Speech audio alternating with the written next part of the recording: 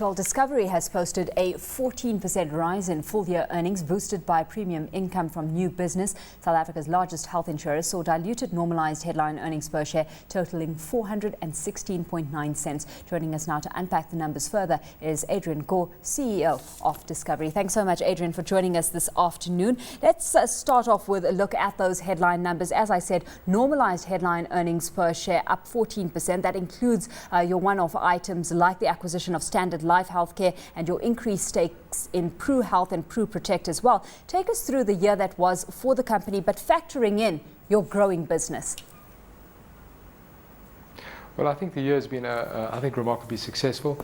The key issue, I think, is just growth across the entire group, with new business growing by 24% to over 9 billion. I think that reflects really we're getting great traction in many markets, not just here, but certainly in the US, the UK, and in China. I'd say the local markets have done remarkably well. They're robust. I think the highlight for us was Discovery Insure's first year of trading, and I think it's been remarkable for us. But I think I must mention the UK, Pru Health and Pru Protect had an absolutely fantastic year. They've got to scale. It's a substantial business, over 5 billion of revenue. So it really has been a very good year, I think, throughout the group.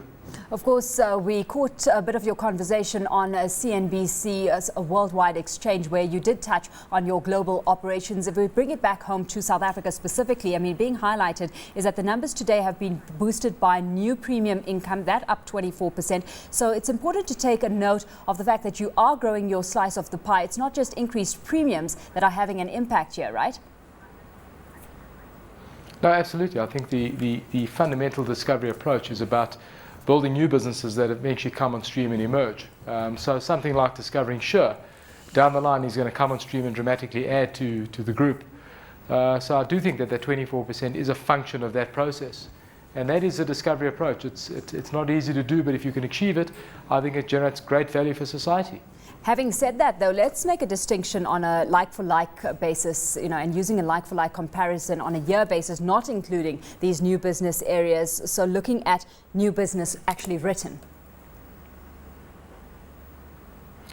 When you say like-for-like, if you look at the local businesses, I think the growth is more like 12 to 13% off a very high base. The new businesses add dramatically to that, and that's the intent. Mm-hmm. I ask because many out there, want a sense of the status on your admin contracts on the medical side of things, specifically, to grasp whether or not medical aid in the country has reached a mature stage or not, and just how much more room is there to grow. No, I think there's remarkable room to grow. And I say that not just from a Discovery perspective. One of the big challenges, I think, is to extend healthcare to more people, private healthcare to more people. And that's one of the areas that we're focusing on.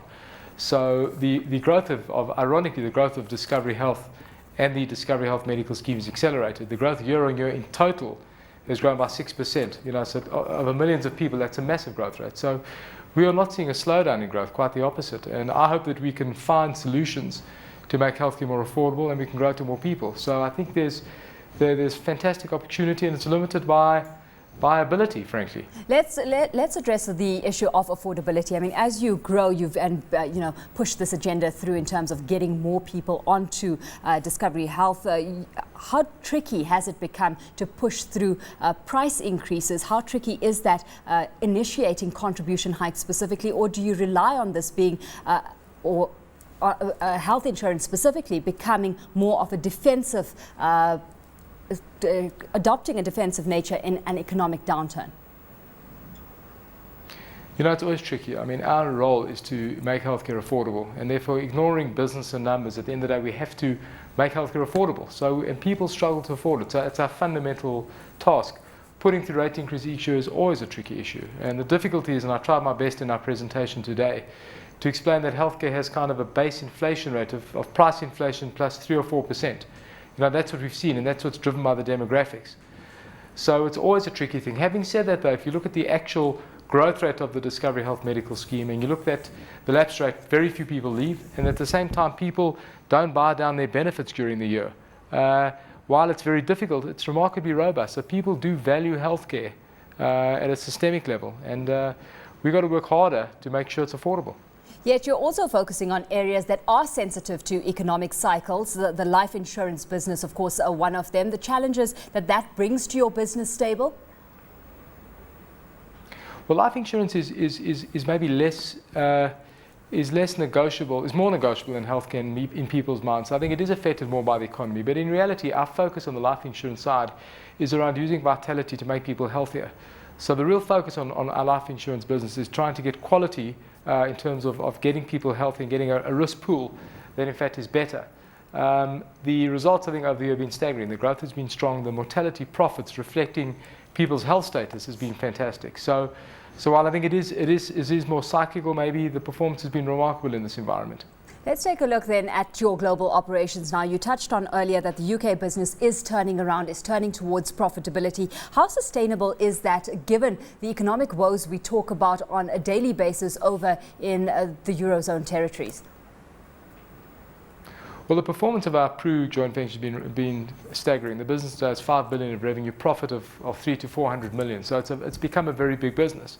The truth of it is we've built this business during the most difficult economic times. You know, the economy, the UK recession has been historic in its depth and its effect. And in the case of private health insurance, where Pru Health operates, that's particularly affected by it. Despite that, the progress has been strong. And I think that the quality of the business we've built will have the effect that when the economy does lift, it should see significant growth. So I think the profit is likely to grow, and I think it's very sustainable.